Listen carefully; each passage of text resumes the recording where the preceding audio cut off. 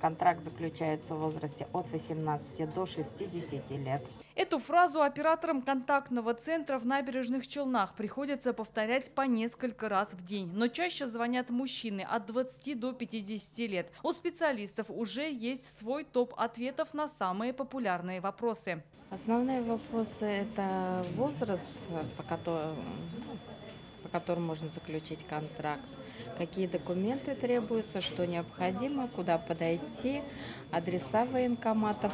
Контактный центр в Казани и Набережных Челнах заработал в марте. За это время поступило около 12 тысяч звонков по вопросам контрактной службы. В день это около 100 обращений, бывает, доходит до 300. Мы следим очень сильно за нагрузкой на линии и обязательно смотрим, чтобы каждый звонок дошел до оператора, а звонивший получил полную информацию, которую ему необходимо. Как показывает практика, заключить контракт желают и женщины. Зачастую они хотят отправиться в зону СВО в качестве медработников, говорят специалисты. Мы осуществляем первичную консультацию, уточняем у кандидата его данные, то есть возраст и так далее. Дальше мы консультируем по документам, которые нужно будет предоставить, направляем в военкоматы по месту жительства. Туда отправляют и тех, кто не имеет военного опыта. Затем сотрудники военкомата оформляют документы, и кандидат должен пройти медкомиссию. Гульнара Миниханова, Александр Лихачев, ТНВ,